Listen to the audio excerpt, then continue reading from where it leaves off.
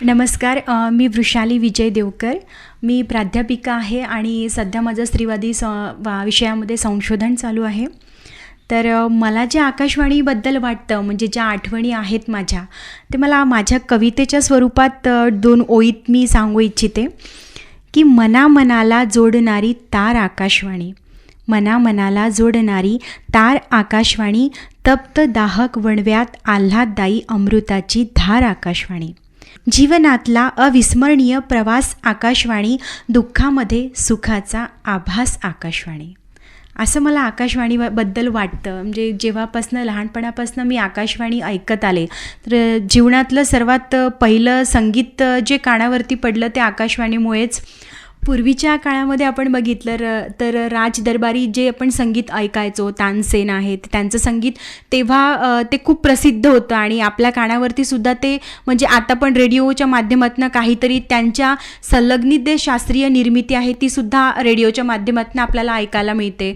संगीत शास्त्रज्ञ आहेत ते सुद्धा आपल्याला विविध रागांची, भूपाळी आहे, राग भिंपलास आहे, यांची शास्त्रीय माहिती आपल्याला ते या माध्यमातून, रेडिओच्या माध्यमातून आपल्यापर्यंत पहिल्यांदा पोहोचली. तर त्याचं एक उत्सुकता राहते आणि ह्याच्यावरती जे कार्यक्रम, जी पाहुणे मंडळी संगीत क्षेत्रामधली बोलवल्या जातात मोठमोठी, तर त्यांनी जी माहिती दिली त्यातनं विद्यार्थ्यांनासुद्धा ती खूप महत्त्वाची ठरली. मुळात माझ्या घरी आवड असल्यामुळे मग सकाळपासून आमच्याकडे रेडिओ लागायचा, विविध स्टेशन लागायचे आणि त्या कार्यक्रमांबद्दल मनात एक कुतूहल वाटायचं की आज कुठली गाणी ऐकायला मिळणार, आज कुठल्या विषयावरती चर्चा राहतील की ज्या आपल्यासाठी अभ्यासपूर्ण चर्चा फार असतात रेडिओवरती, तर आपल्यासाठी त्याचा काय फायदा होईल किंवा विविध विषयांची माहिती आपल्याला कशी मिळेल. आणि कशी उत्सुकता होती की हे अँकर्स बोलतात, हे यांचा आवाज किती छान वाटतं ऐकायला, तर ते शब्द कानावरती पडतात आणि एक असं आल्हाददायी वातावरण निर्माण होतं मनामध्ये. आकाशवाणीबद्दल ते नातं असं खूप छान आहे.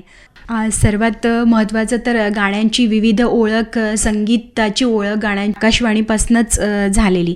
कारण जेव्हा काहीच इतकी अशी माध्यमं नव्हती, जेव्हा म्हणजे गावांमध्ये वगैरे TV वगैरे नव्हते फार पूर्वीच्या काळांमध्ये, तेव्हा लोकांमध्ये संगीताची आवड निर्माण करण्याचं कार्य रेडिओनी केलं. ते जुने जर फोटो बघितले आपण अगदी, तर त्यांच्याकडे रेडिओचं असं फार अट्रॅक्शन आपल्याला दिसतं. ते छोटे छोटे बॉक्स यायचे, त्याची कव्हर यायची, ते गोल गोल फिरवणारं बटन यायचं, त्यावरती विविध स्टेशन्स लागायचे आणि मग सगळे गोळा होऊन ते अगदी कानाला लावून ते ऐकायचे. ते आणखी बघितलं की ती फार गंमत वाटते. म्हणजे जो मजबूत पाया संगीताचा जो बांधला गेला गावामध्ये वगैरे, तो रेडिओची ती देण आहे असं वाटतं मला. रेडिओनी मला एक आत्मविश्वास दिला आणि लोकांपर्यंत पोहोचण्याची संधी निर्माण करून दिली. स्वतःला त्या कार्यक्रमांपासून मला जी प्रेरणा मिळाली, कारण विविध स्त्रियांच्या मुलाखती ज्या त्यांच्या क्षेत्रामध्ये त्यांनी उल्लेखनीय कार्य केलेली आहेत, त्यांच्या मुलाखती, विविध संगीतकारांच्या मुलाखती आपण आकाशवाणी रेडिओवरती वगैरे ऐकत असतो. तर त्या कार्यक्रमांमधनं मला स्वतःला प्रेरणा मिळाली की आपण आपल्या क्षेत्रामध्ये कसं कार्य करायला हवं आणि त्यांच्यापासून आपण प्रेरणा घेऊन कसं आपल्या दिशेने वाटचाल करायला हवी. तो आत्मविश्वास मला रेडिओने दिला. रेडिओवरनं आपल्याला मोठमोठ्या संगीत क्षेत्रामधली कवी आहेत, साहित्यकार आहेत, त्यांचं साहित्य ऐकायला मिळालं, त्यांच्या कविता ऐकायला मिळाल्या. तर त्या कवितांपासून मला प्रेरणा मिळाली. मंगेश पाडगावकर आहेत, पु ल देशपांडे आहेत, यांच्या कविता मला अट्रॅक्ट करत होत्या. त्यांच्यापासून मला रेडिओमधनं तो आत्मविश्वास मिळाला, प्रेरणा मिळाली. आज मला खूप आनंद होतो आहे की रेडिओला 90 वर्ष पूर्ण झाले आहेत आणि जो म्हणजे क्रेज पहिल्यांदा होता, जे अट्रॅक्शन रेडिओबद्दल होतं, ते आणखी वाढतच आहे. म्हणजे नवीन पिढीलासुद्धा रेडिओचं फार अट्रॅक्शन आहे. तर आपल्या दैनंदिन जीवनामध्ये रेडिओशिवाय आपलं काम भागतच नाही. त्यामुळे जो आधीचा क्रेज होता तो सुद्धा आता कायम आहे आणि तो फक्त रेडिओवरतीच आपल्याला पाहायला मिळतो.